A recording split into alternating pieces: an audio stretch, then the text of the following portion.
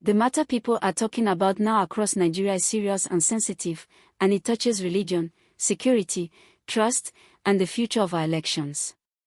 The chairman of the Independent National Electoral Commission, Professor Josh Amupitan, is facing sustained public accusations from some Muslim organizations who say they no longer trust him to supervise credible elections. These accusations go beyond elections alone. They include claims of religious bias, allegations of hostility toward Muslims, accusations against the Nigerian army, and claims that his past writings encouraged international pressure on Nigeria, including taking Nigeria before the United Nations Security Council and even suggesting foreign military involvement. This is why the issue has continued to grow instead of dying down.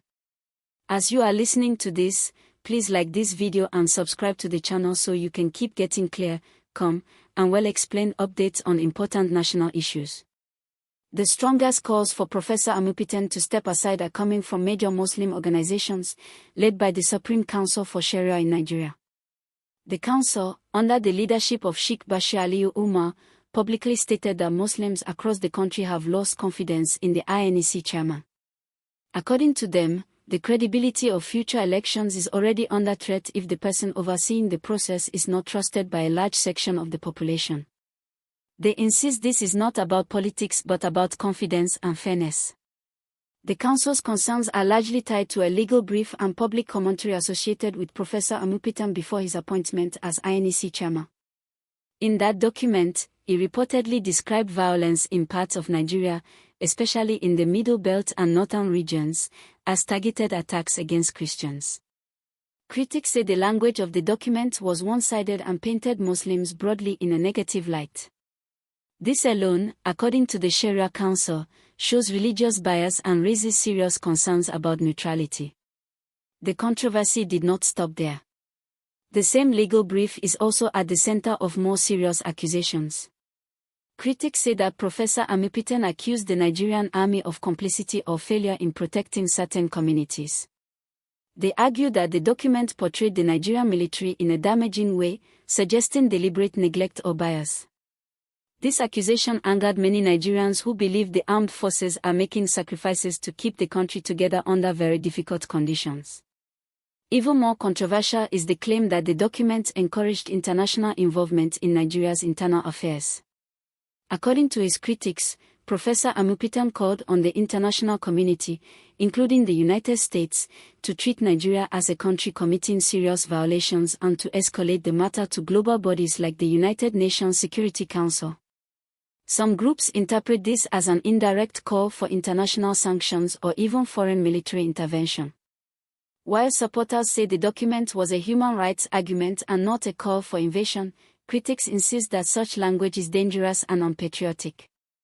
The Muslim rights concern, known as MURIC, led by Professor Ishaq Ekintala, took these concerns further. MURIC publicly asked the president to remove Professor Amupitan from office, saying Muslims would not accept elections conducted by someone they believe has shown deep hostility toward their faith. According to MURIC, the issue is not just about elections but about national unity and security. They argue that a person who allegedly accused the Nigerian army and encouraged foreign pressure on Nigeria cannot be trusted with such a sensitive national role. These statements quickly spread nationwide and triggered strong reactions. For many Nigerians, the idea that a sitting INEC chairman could be linked, even indirectly, to calls for international intervention raised serious alarm. The debate moved from election credibility to questions of patriotism, loyalty, and national interest. However, strong opposition to these accusations emerged almost immediately. The Christian Association of Nigeria, especially its northern leadership led by Reverend Joseph John Hayab, rejected the calls for removal. They argued that Professor Amupitan is being unfairly targeted because of his faith and past academic work. According to them, Nigeria must not allow religious pressure to determine who holds public office.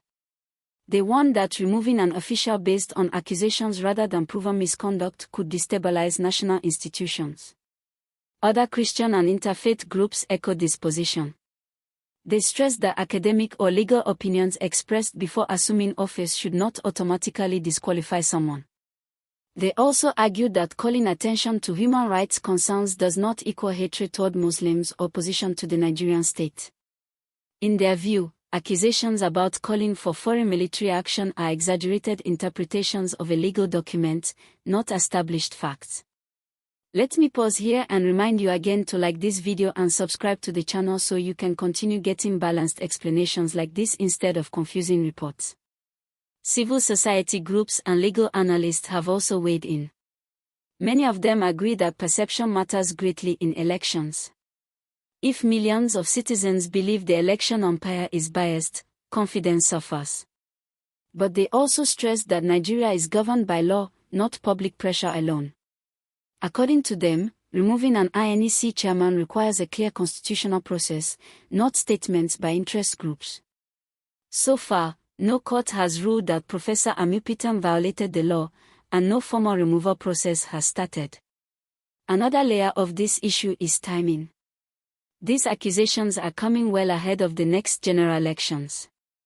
Some people believe this is the right time to raise concerns, before election activities begin in full.